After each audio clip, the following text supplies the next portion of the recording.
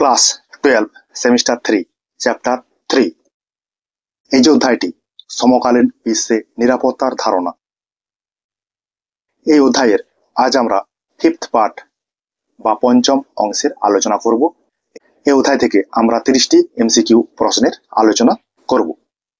আগের দিন যে আলোচনা হয়েছিল তারপর থেকেই শুরু হচ্ছে।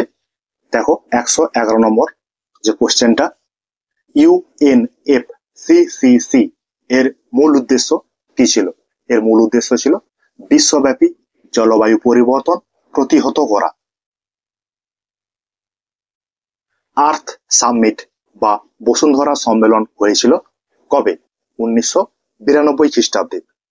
তবে এই প্রশ্নটি আমরা 109 নম্বর যে প্রশ্ন এমসিকিউর প্রশ্ন রয়েছে সেখানে আমরা সংক্ষিপ্ত আলোচনা করেছি। তবে এই সম্মেলনটি ইউএনসিইডি মানে United Nations conference of environment and development নামেও পরিচিত। বাংলাতে এই সম্মেলনটির নাম হলো পরিবেশ ও উন্নয়ন সংক্রান্ত জাতিপুঞ্জের সম্মেলন, যেটা আমরা বসুন্ধরা সম্মেলন হিসাবে জানি এবং পড়ি। নিম্নলিখিতগুলির মধ্যে কোনটি আর্থ সামিটের উদ্দেশ্য নয়? ভূমি ক্ষয় বৃদ্ধি। আর যে বাকি যেগুলো রয়েছে সবই কিন্তু আর্থ সামিটের উদ্দেশ্য। বসুন্ধরা সম্মেলন বা রিও সম্মেলনের সুপারিশপত্রে কয়টি রাষ্ট্র স্বাক্ষর করেছিল? 160টি রাষ্ট্র স্বাক্ষর করেছিল। বসুন্ধরা সম্মেলনে কয়টি দেশের রাষ্ট্রপ্রধান উপস্থিত ছিলেন? 117টি দেশের রাষ্ট্রপ্রধান উপস্থিত ছিলেন। কোশ্চেনগুলো ভালো করে লক্ষ্য রাখবে। বসুন্ধরা সম্মেলনে কয়টি দেশের প্রতিনিধিরা উপস্থিত ছিলেন?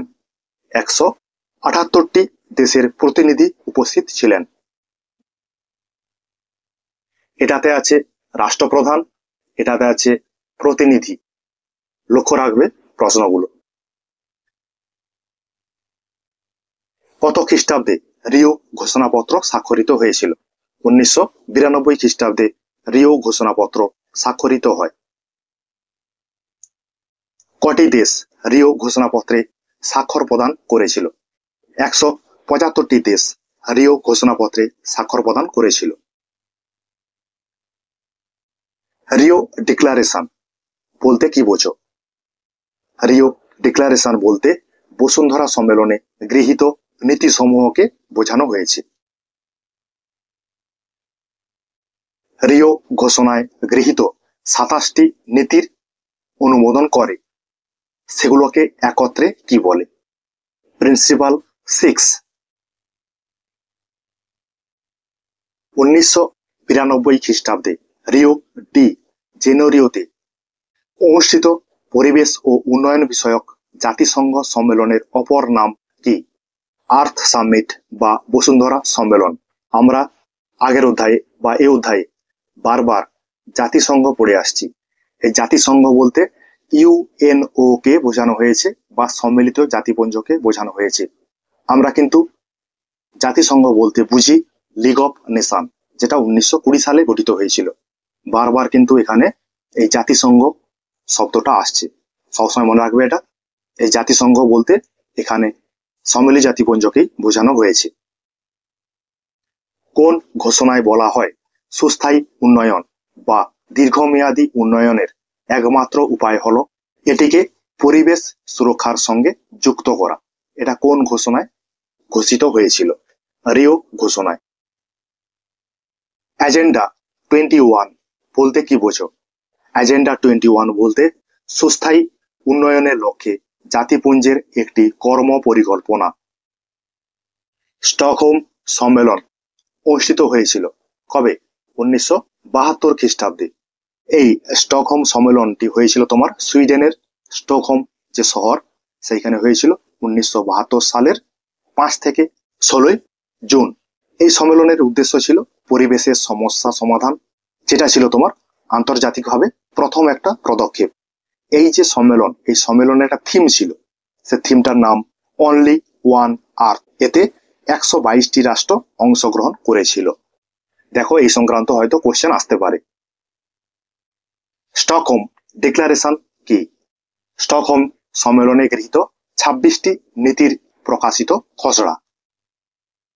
দেখো যেটা বললাম, স্টকহোম সম্মেলনে কতগুলি দেশ অংশগ্রহণ করেছিল? 122টি দেশ। স্টকহোম সম্মেলনের থিম কি ছিল?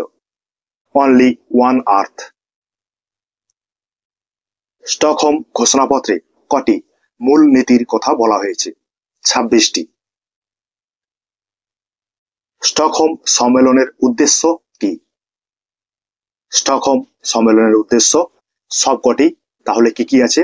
কয়েক দাগে আছে মানুষ ও পরিবেশের মধ্যে আত্মীয়তার সম্পর্ক নির্ধারণ করা, যেটা আমরা কোনোদিনই দেখতে পাই না আমাদের নিজেদের মধ্যে। ক্ষয়ে আছে ভবিষ্যতে পরিবেশ সংক্রান্ত বিভিন্ন ইস্যুর নীতি নির্ধারণের জন্য একটি আন্তর্জাতিক প্ল্যাটফর্ম তৈরি করা। ক্ষয়ে আছে বায়ু, জল ও সমুদ্র দূষণের মাত্রা হ্রাস করা এবং প্রয়োজনীয় নীতি নির্ধারণ করা। এগুলো সবকটি হবে, মানে এই সবগুলোই স্টকহোম সম্মেলনের উদ্দেশ্য ছিল। বিশ্ব পরিবেশ দিবস পালিত হয় কবে? 5ই জুন। এই দিনটাকে আমরা পরিবেশ দিবস হিসাবে পালন করে থাকি। এই দিনটা প্রথম 1973 সালে সম্মিলিত পুঞ্জ পালন করেছিল। এই দিনটা প্রথম 1973 সালে সম্মিলিত পুঞ্জের যে মানব পরিবেশ বিষয়ক যে সংস্থাটা আছে, সেই সংস্থাটাই প্রথমে এই সম্মেলনের অনুষ্ঠান হয়েছিল। এই সম্মেলন যে অনুষ্ঠিত হয়েছিল সেইখানে এই দিনটা প্রথম পালন করা হয়েছিল। এই দিনটির বিশেষতা হচ্ছে এটাই যে মানুষকে পরিবেশ সম্পর্কে সচেতনতা বাড়ানো ও পরিবেশকে সুরক্ষার জন্য মানুষকে তার দায়িত্ব সম্পর্কে জ্ঞান বৃদ্ধি করা, এইসব দিক থেকেই এই দিনটাকে পালন করা হয়ে থাকে।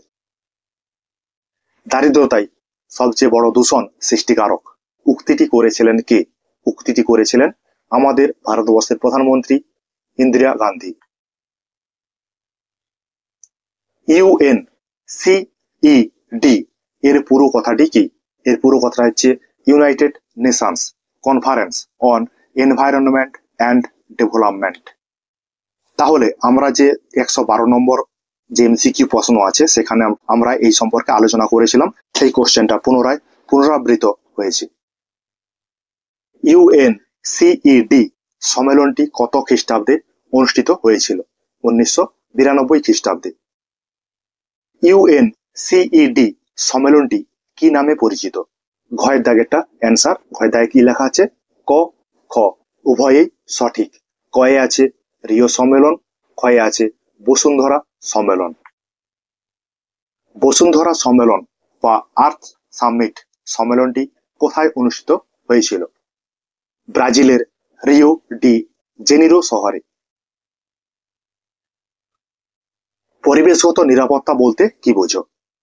পরিবেশগত নিরাপত্তা বলতে পরিবেশ সংরক্ষণ ও প্রাকৃতিক সম্পদের সঠিক ব্যবহার। এই পরিবেশ নিরাপত্তা বলতে যেটা আমরা বুঝি সেটা হচ্ছে প্রাকৃতিক পরিবেশ এবং মানব জীবনকে রক্ষা করার জন্য গৃহীত একটি ব্যবস্থা, যা দূষণ, জলবায়ু পরিবর্তন, প্রাকৃতিক দুর্যোগ এবং সম্পদের অপব্যবহারের মতো বিষয়গুলি থেকে সুরক্ষা দিয়ে থাকে। এই পরিবেশগত নিরাপত্তা। তোমরা এই কোশ্চেনটার অ্যান্সার সবাই জানো। মৌমাছি সহ অন্যান্য কীট পতঙ্গের অবলুপ্তি ঘটছে কি কারণে? কীটনাশক ব্যবহারের ফলে। কীটনাশক জমিতে দেওয়া হয়, তার ওই জন্য কীট পতঙ্গের অবলুপ্তি বা ধ্বংস হচ্ছে। রেফ্রিজারেটর থেকে নির্গত একটি গ্যাস কোনটা? ক্লোরোফ্লুরোকার্বন, যেটা আমরা শর্টে জানি সিএফসি। কোন গ্যাস ওজোন স্তরের অবক্ষয় ঘটিয়ে ওজোন গহ্বর সৃষ্টি করছে? ক্লোরোফ্লুরোকার্বন। এমন একটি গ্রিনহাউস গ্যাসের নাম লেখো যা বিশ্ব উষ্ণায়নের জন্য বা পক্ষে দায়ী নয়। নাইট্রোজেন। নাইট্রোজেন আমাদের পৃথিবীতে প্রয়োজন রয়েছে মানব জীবনের ক্ষেত্রে। অনেক উদ্ভিদ আছে যারা তাদের শিকড়ে ব্যাকটেরিয়ার মাধ্যমে নাইট্রোজেন গ্যাস উৎপন্ন করে, যেটা কিন্তু গ্রিনহাউস গ্যাসের মধ্যে পড়ে না বা বিশ্ব উষ্ণায়নের জন্য দায়ী নয়। এছাড়া বাকি যেগুলো রয়েছে methane, carbon dioxide, nitrous oxide, এগুলো সবই কিন্তু গ্রিন হাউস গ্যাস বিশ্ব উষ্ণায়নের জন্য দায়ী।